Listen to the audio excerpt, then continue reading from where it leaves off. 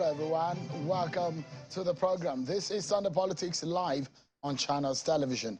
I'm Sean Kimalo in Abuja. Last weekend, Nigerians in their numbers trooped out to vote in the presidential and National Assembly elections. The outcome of that exercise for some are very difficult to put past them, while some are still basking in the victory.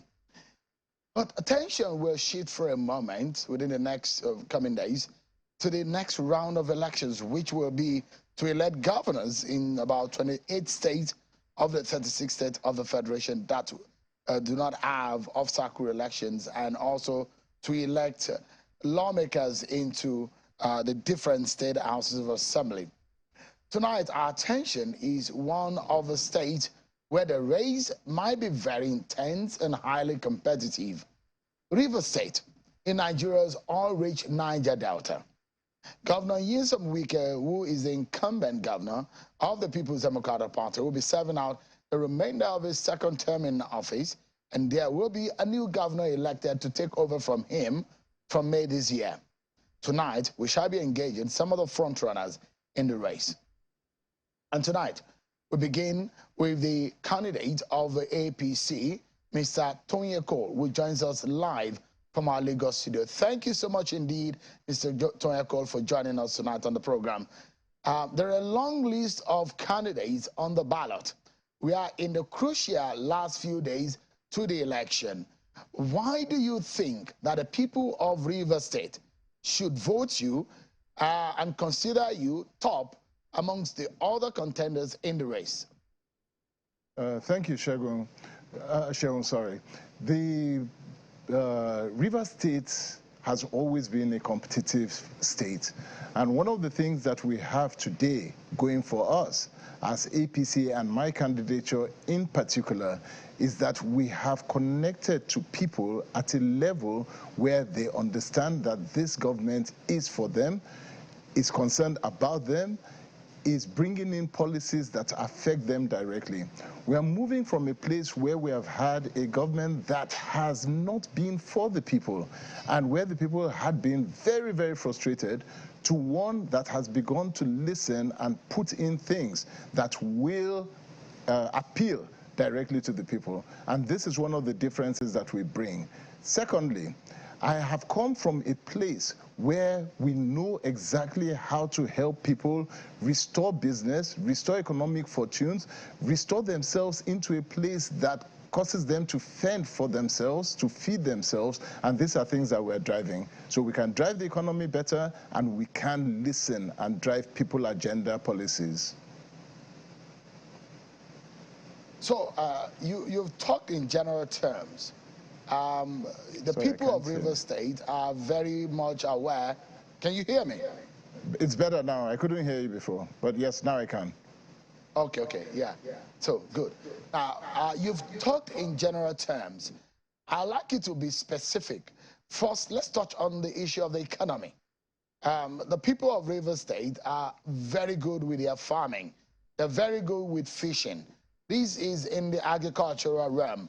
But if you talk about the oil and gas, there are numerous number of oil and gas companies operating in Rivers State. How does this benefit the people of the state as a state government? What are you doing differently to ensure that the local economy of Lagos State is such that can benefit not only the people of the state, the government of the state, and also encourage some kind of exportation? Okay, Sean, let's even take the two areas that you talked about first, agriculture and fishing. These are areas that in the last 8 years, there has not been a single government project driven at agriculture, driven at fishery, driven in any way. Every single thing about Rivers State, especially in the areas where we can develop in agriculture, has not been done at a level that has removed the Riverians out of the poverty circle. We've had an area within the river state that has been very prone to flooding, and it's also one of our agricultural baskets. But every year, each time you have flooding in that area, people are relegated to poverty. But that's on that end. Now, let's take the second area that you talked about regarding oil and gas. River State had been the center of development of oil and gas, where you had many companies come into River State developing that oil and gas sector. In the last couple of years, industrial estates like Transamadi have been decimated. A lot of businesses have relocated. A lot have left the state. One of the first things that we want to do is encourage businesses that have fled River State to come back into River State. Now, we know that we can do this because sitting before you is somebody who has been in the oil and gas business, who knows what the rules are, who knows how to encourage businesses to come back, and we must create an economy around this area. Once again, we have lost too much in the oil and gas sector in River State. I'd like you to be more specific. What are the timelines in getting this done? What is the amount in terms of if you can give some kind of measurement, how much of jobs can you provide with these opportunities? What is the amount of revenue this can generate for the people of River State? What number or percentage to the GDP would this be in comparison to the internally generated revenue in the state right now? Measure for us and give us specific, and how long do you think this can take you? Okay, very good, Shehu. Now, the first aspect of it, when you deal with the internal generated revenue of River State, we have hovered around 11 billion to 15 billion, not moving too much out of that. So one of the things that we need to do, first of all, in bringing back companies that have fled River State, is that we will be bringing companies that will generate an additional, very, very easy, an additional 10 to 20 million US dollars per month in internal revenue to the state. Now, how do we do this? The oil and gas sector, first of all, has services that are very, very peculiar to them, to the state. We need to bring these companies back. They have fled. In terms of jobs, the unemployment rate in River State is one of the highest. We have youth unemployment in River State where you have at least 4 million people out of jobs completely. The oil and gas sector can only employ a percentage of this, which means that we have to drive jobs from a totally different segment. The segment that we're looking at in driving jobs in River State comes from the technology sector segment, with technology in itself, in education, in health, and in telecoms and businesses. We look to bring at least 40% unemployment down by bringing jobs into this sector. There is a construction business that has been decimated. We need to create, and one of the things that we intend to do is create new cities out of River State. We have a one-city state, which is Port Harcourt. We're looking to build, to develop 2 additional cities that are themed, one around the technology space and the other around logistics and agricultural investment space. These 2 areas in themselves generate additional businesses that grow. The third area that we're looking at in generating income and generating employment opportunities for our teeming youths is in the entertainment space. Here, we intend to use entertainment as a driver of growth in the state for the youth that we have. So you talked about 2 additional cities. Where do you plan to locate these cities? Oh, great. So within the 3 senatorial districts that we have, one of those cities will be developed within the riverine communities. One of the other cities will be developed within the upland areas of the Orashi-Ogoni axis. We will be looking at where agriculture, logistics, and development is prime, and that you have it within the upland areas, and that's one of the things that we will be developing there.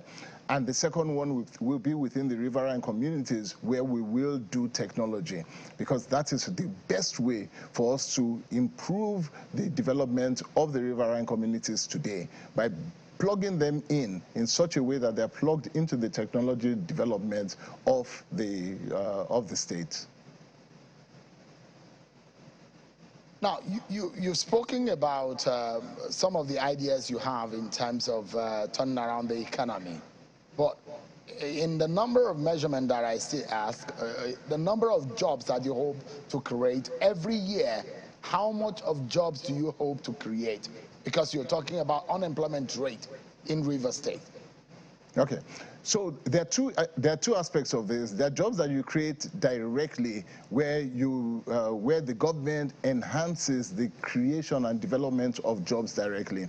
Within the first 100 days, one of the things that we have determined is that we will be creating at least if I remember, yeah. So one of the first things that we had decided was that within each of the local government areas, we will be looking at 10,000 jobs that will be created almost immediately within the first 100 days, and this is possible. But outside of that, it's creating the right environment that will then make jobs attractive for people who have the ideas to come into the state to develop. And we have to do this in two ways. The first aspect of it is to give the comfort around the legal framework that enables people to come into the state to develop jobs. So we will be giving tax incentives. We will be giving the incentives around the certificate of occupancy of the state. One thing that we have discovered today is that the Rivers State certificate of occupancy no longer is accepted within banks because it has lost value. Because one, it can be cancelled in any way. So we have to restore law and order around this. Once you can do that, then you are creating an environment that allows additional multiple jobs to be created outside of what government can do. The government direct employment capability is always limited to a small fraction of the larger population. So we will be looking at how we can enable that environment for others to come and create jobs in the millions, which is at least 10 times multiple of what the state itself can create. So let me go into other aspects which has to do with infrastructure projects. The governor of your state, Nyesom Wike, is popularly known in and outside of Rivers State as Mr. Project. And you see a lot of the projects that he commissions and the ones that he flags off. Part of his vision, according to him, is to link all the communities of Rivers State such that most part of the state is motorable. What would be your own focus, for example? Would you be looking at revisiting a monorail of almost 12 years old, which was embarked upon by former Governor Rotimi Amechi? Okay, so when we take infrastructure, aside from the overhead bridges that were built, we need to look at infrastructure in a much wider range. And mass transportation is one of those areas that must be dealt with in the state. As I traveled from community to community, going through the markets, we discovered that the lack of any sort of mass transportation, whether it's by rail, whether it's by road, or by sea, has become a major drain on the resources of those who are at the bottom of the pyramid.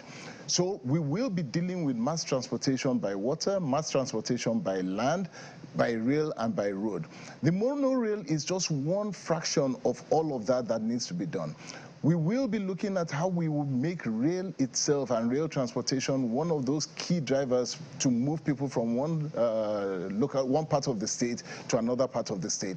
So we will look at all of these things. I think the bottom line for us would be, how do we move the larger number of people across the state in goods and services in such a way that we bring down the cost of transportation to get goods to market. And this is critical for us.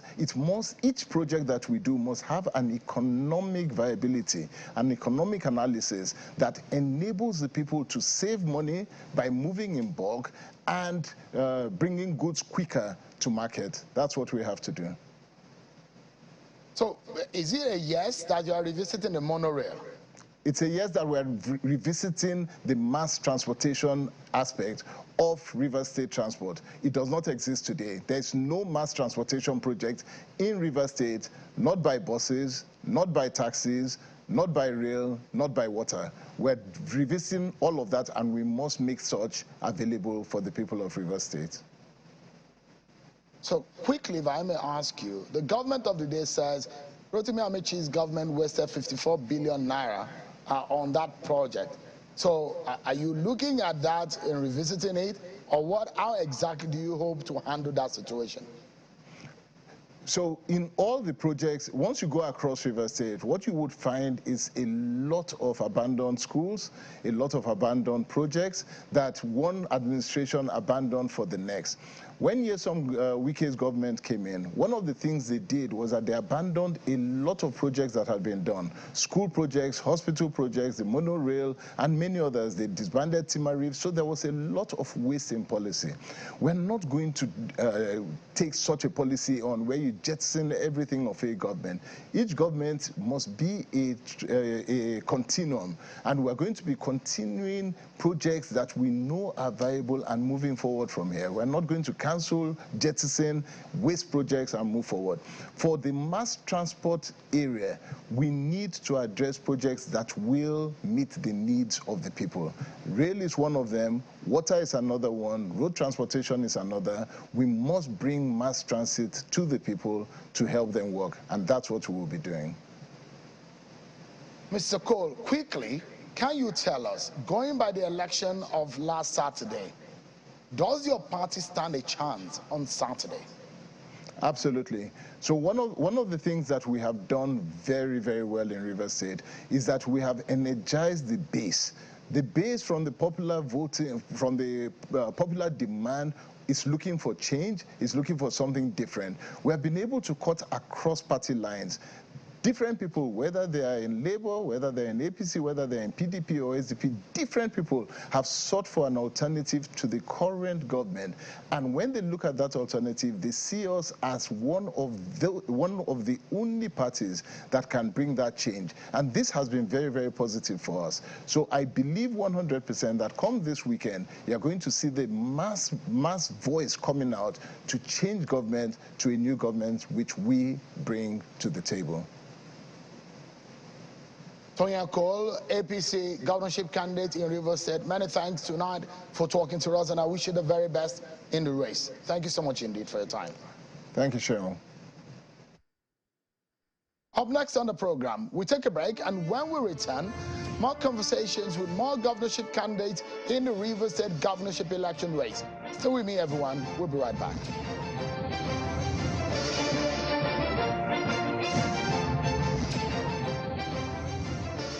So much, everyone, for staying with us. Our attention is on Rivers State tonight, and we continue. Yet another candidate will be speaking with us live virtually from Port Harcourt, a Rivers State capital. I'm being joined by the governorship candidate of the Social Democratic Party, SDP, Senator Magnus Abe. Thank you so much, Senator, for joining us tonight. And let's get straight to it. Your counterpart of the APC, I asked him earlier what his plans are. Can you give us a global picture of what your agenda, why the people of Rivers State should vote for you? Why do you think you are better than every other candidate on the ballot? Well, Cheryl, thank you very much. First of all, we have the experience, we have the knowledge, and it's not just about talking, saying what you will do and all that. It's about believability. Do you have a track record? Do you have the capacity, the experience to do the things that you're saying? And do the people trust you that you can do them? I think over the years, we have served the people of Rivers State in several capacities, and the people have confidence in us, they know us, and we know them. So when we say we're going to do something, they look at our track record. What have we done in the past, and how have we done it? And that's what I think is at the foundation of the clamor of Rivers people for the SDP. For example, when you talk about education, if I say something about education, throughout my career in politics, I've always focused on education. And Rivers people know me for that. I've been involved with everything that promotes education as far as the youths are concerned. So that's why the entire students of Rivers State had come out to publicly endorse us and then mobilize for the SDP across the state. So across all sectors, we have a track record of service that we're drawing upon to engage Rivers people. And that's why the clear preference for the SDP is visible all across Rivers State. So you're giving a global picture of the reasons why people of Rivers State should vote for you. But there are different demographics in the state that you are willing or you are hoping, and I know you've been in politics for a while, so you will be strategic to see those demographics to speak to address, to reach out to. What are those policies that you think address the plight of these demographics that will make their life better? Why should they think that Magnus Abe is the man who will fix the problem for them? Sure, thank you very much. I think that there is one thing that is common to all human beings. We all want a better life. We all want better opportunities. We all want more money. We all want to have children and families that are themselves comfortable and prosperous. So when you engage the market women and the market leaders, for example, their own problem is tied to the problem of every other person. Because as our experience in the last few months have shown, if people don't have money and you have goods, your goods are as you're practically in the same position as the people who don't have money, because nobody will come to buy your goods. So I believe that the greatest challenge that Rivers people are facing at this time is that prosperity is not spread around, and it's not wealth is not being created in the state. So whether you're a market woman, whether you're a civil servant, whether you're a student, whether you're an office worker, whether you're a businessman, all the problems tend to aggregate around the same issue, which is that wealth is not being created in this society and money is not moving around. If you take our civil servants, for example, they have been totally deprived of even the opportunity of doing their jobs as civil servants. The usefulness of the civil service has virtually been extinguished. I was talking to people the other day. You have a Ministry of Water Resources that cannot even provide water to take care of their own toilet systems. So the whole essence of having a civil service has been defeated by being totally ineffective as far as the state is concerned. If you talk to the students, they have the same problem. You know, across our states, schools are virtually, public education has virtually come to a halt. It is barely functional. A lot of the schools are overgrown with weeds, no teachers, no concentration at all on education. How do you hope to change that around, for example, education? What are exact plan that you have for education? Timeline? How much do you hope to spend? What are the budgetary agenda that you have for the state? Are you increasing or dropping in? What are the specific plan that you have? Within how many months do you hope that you can change things around? What are your end goal? Is it WAEC result or JAM result? What in specific should the people of Rivers State be looking forward to, since you mentioned the issue of education? Well, first of all, Shell, it's actually unfortunate that you started by asking me whether we'll increase the budget or reduce it. You know, in this state for the past almost 8 years now, we don't actually see the budget. So nobody knows what is being proposed for education. So nobody can actually discuss whether we need to increase it or reduce it, because our public finances here have been so big. You can't really tell what is coming in, what is going out, what is being expended on what. So that would be a very, very sound place to start by, first of all, opening up the finances of the state so that everybody has an idea of exactly what is going where. The second thing is that as far as education is concerned, I believe that the place to start is, first of all, we need to focus on the quality of education. That is the teachers, the curriculum, because like I keep explaining to people, education today is not local. You have to know what other people, children in other countries are studying and how they are studying it. I believe that our entire education system is in need of a makeover. if we're going to bring up children that can compete globally with children everywhere. And secondly, the purpose of education is, first of all, to equip the children with capacity to compete in the labor market and be able to provide for themselves and their families. If you look at the unemployment rate in the states presently, it says something to the fact that almost all the graduates that we're producing cannot find any space in the labor market. So yes, I agree, the labor market is not expanding, but if education were to be tailored towards the needs of the society, then children that are educated in our own society should be able to find placement within our own market.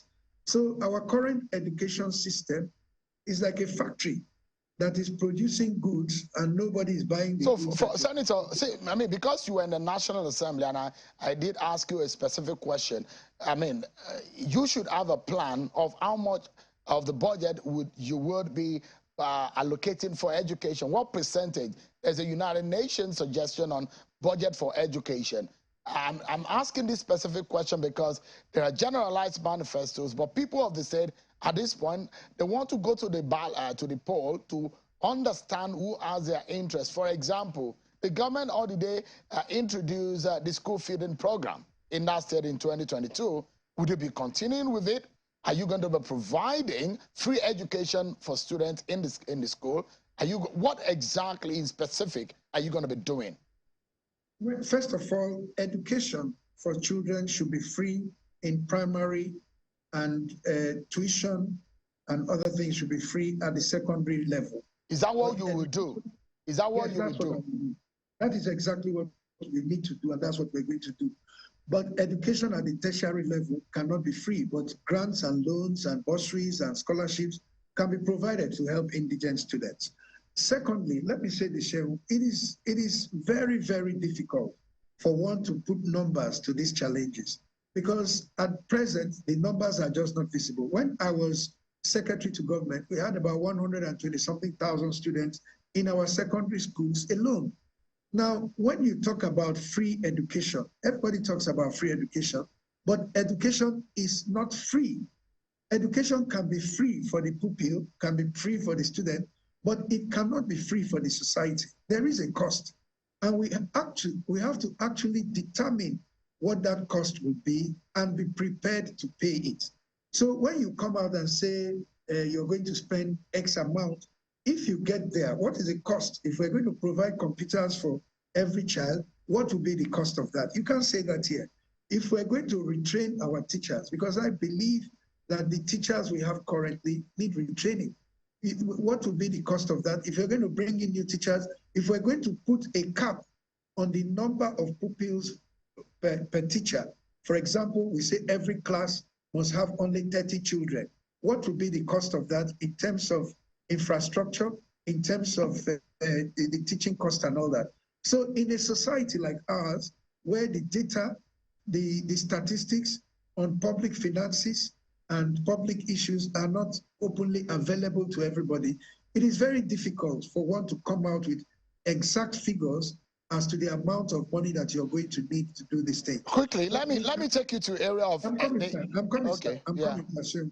But we can make definite commitments. We cannot just say we're going to provide free education, but we can say with certainty that we're going to provide quality education that will be free for every child. But Rivers people have to be prepared to pay the cost of that, and we have to pay it. Because if you don't pay for educating the children, then you will pay in when you have children that are not properly educated, such as we have now, and the society pays a higher price ultimately for not giving all the children the same kind of opportunities that all children deserve. All right, quickly, let me ask you again. In the area of the economy, what would you like to be known for? Should he be elected as governor of Rivers State? There are several states, I mean, I quickly to make example of the United States. Most states of the United States are known for something. Wisconsin, for example, is a dairy center of the United States. Should you be elected, what aspect of the economy do you think Rivers State which serve the nation or the world at large? First, Shell, we have to make the states the home of opportunity for people who have ideas and who need support to be able to create. What I think that we need to do here, first and foremost, is what I've always told Rivers people is that we're going to focus on creating wealth. We're going to focus on creating wealth by creating an atmosphere in which wealth can be created and wealth can expand. Trying to be known for something or legacy and all those political terms, at the end of the day, doesn't really serve the interest of the ordinary people who simply want a life that works. So the first thing that we're going to do here is that we're going to focus on security. And like I've said to Rivers people, I have promised Rivers people that 15 days after I become the governor of Rivers State, and I'm going to be sworn in as the governor of Rivers State on the 29th of May, 15 days after the 29th of May, the police here in Rivers State will start working differently. Every policeman that is going to stand on the road to interact with Rivers people, we're going to first of all start by paying them the remuneration, at least that will keep them on the road, feed them while they're standing on the road. And then we're going to start a gradual process of retraining them so that any policeman who is going to work here and we train them, we will agree with the police the specific number of years that they're going to serve the state for us to recoup the amount of money that we invest in them. Because after we train them, they have that knowledge and that experience. They can take it to any part of the country, but they first of all have to give it back to Rivers people who are going to make that investment. So once we have a police force that actually serves the needs of the people, that is not an instrument of oppression and harassment, all right, it becomes easy for you to begin to attract the kind of investment that will be needed to... Senator, we're due for a break, but quickly, going by what happened on Saturday, how the election went, there is a ruling PDP party in your state, and there is a party that held sway, APC. And there is what the Labour Party also did in terms of the votes they garnered in the election in Rivers State. What is the hope of SDP? Do you think that the people of Rivers State will look in the direction of the SDP on Saturday? Sure. What happened clearly here in Rivers State on Saturday, which a lot of people may not know because results were changed indiscriminately, is that the people really did what they wanted to do. They voted personalities that they wanted. So a lot of those big parties that you're calling, they lost their polling units, they lost their wards, they lost their local governments. What they did was to carry guns and ballots and snatch the ballots and they go to the collation centers and rewrite results. So Rivers people actually know that they know what they want, and they showed it clearly that they are not interested in a lot of these big names that you're talking about. So what we are saying is that on the 11th of March, Rivers people should come out, not only vote, but the election should end at the polling unit so that the actual wishes of the people is what is implemented in the state. All right. We believe that if that happens, it is clear that the SDP will carry the day on the 11th of March. Senator Magnus Abe of the SDP, thank you so much indeed. We're due for another break, everyone, and when we return, the woman in the race in Rivers State, the Labour Party candidate, will be joining me next on the program. And our eyes are still on the Rivers governorship election. Don't go anywhere, everyone. We'll be right back. Thank you so much, everyone, for staying with us. Let's now turn our attention to the Labour Party's agenda for Rivers State. We spoke earlier with Tonya Cole, APC governorship candidate, and Magnus Abe, SDP governorship candidate in the Rivers race. I'm now being joined by Ms. Beatrice Tubo, the Labour Party governorship candidate. Thank you so much indeed for joining us tonight. Thank you, Shane. How are you today? I'm okay. It's good to see you. And it must have been some very tedious past days. And how do you, I asked your counterpart on the program earlier, why do the people of Rivers say, why should they vote for you or your party on Saturday? Thank you, Shane, for that wonderful question. You know, the Labour Party is a party that represents equity, fairness, justice, and fair play to all. And because we are so tired of these old politicians in these big parties that you call, recycling themselves over the period, and we are not seeing any change. And so we have come now as a people, as Rivers people, to identify with the Labour Party, because we have new breed of people that are coming with new ideas to think out of the box, to see how we can bring Rivers State and put it in the right place in the map of Nigeria. So actually, Labour Party, like myself, I am a very new politician. I've never been in the race.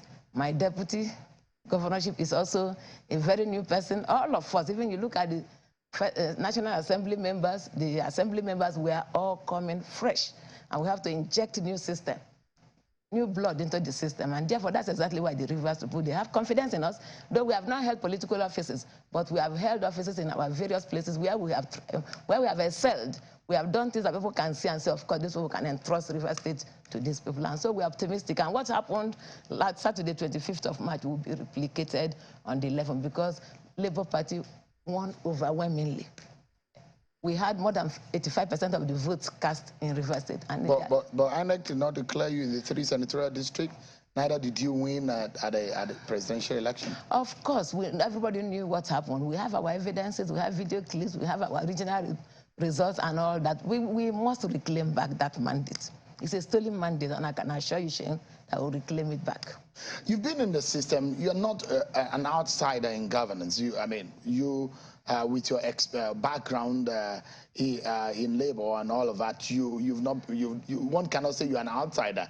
You understand how these things work. What do you think that the people of Rivers State, what would you say is paramount to them the most that they will need, that you have the capacity to give to them if they elect you as governor? Yes, when they elect me as governor, they know that I have the capacity, I have the political will to turn Rivers State around.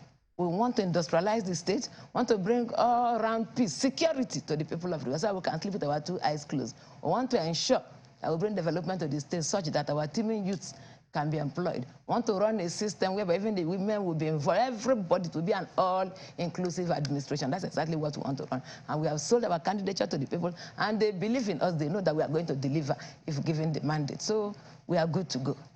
So if there is one thing that, that's what my last question was, if there is one thing that you think is paramount to the people of Rivers, what would that be? I would say employment. And how many jobs do you think that you can provide? We have a lot of programs and activities that are lined up that will begin to generate these jobs. We are not just going to sit down and say jobs will come from heaven, no. We have a lot of things that we have lined up. We are going to start first to ensure that there will be security, because most of these industries left the state because of insecurity. And so when we begin, we will start with town hall meetings, see how we can handle the security architecture in the state. First and foremost, we have a plan where we want to integrate our chieftaincies too into the security architecture of the state. What do we mean by that? We are going to ensure that these are royal fathers who are respected in their various domains are also engrafted into the security architecture. And thereby, they know most of the people that are living around their environment. They are well respected. They wield a lot of influence around there, so they'll be able to know who are the criminal elements in those places. And then when we begin to fish them out, I believe that the people will live in peace, and then investors will come in. Because when a place is peaceful, you can attract investment. And so power is another sector that we are going to look into, because when people, most of the industries also, aside the security challenges, they left because of power. The cost of production became so high because they were going to buy diesel or then buy fuel, and how much do you have before? At the end of the day, when you finish production, the cost becomes so high, and it now applies back to those who are the end users. So at the end of the day, you see that the goods will become so exorbitant, people will begin to look for small goods where they can even get it cheaper. And so that's exactly when you don't have customers to sell these goods and services, what happens? What would you, ma'am, what would you like Rivers State to be known for economy-wise?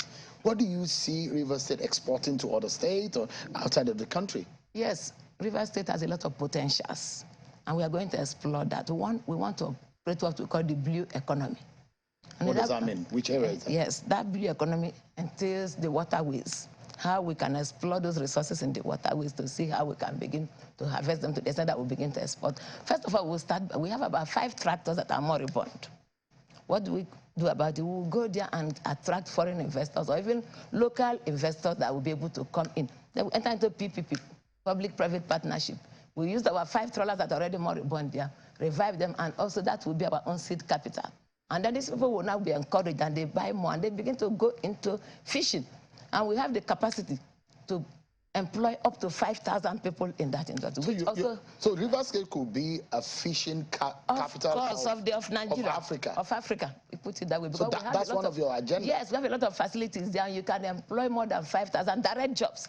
And then it will fetch to the state over 50 billion annually. So that's a place where we can also harness and get these monies. We are also going to enter into the ecotourism industry. We are going to do a lot of things, even in sporting activities. Rivers State will be an industrial hub. It will also be a tourism hub because we have both the aquatic area, we have the upland, we have the forest. And so you can the rainforest. All these things are tourist attractions that if well harnessed and you bring in foreign investors, of course, the state will, and then everybody will be happy for it.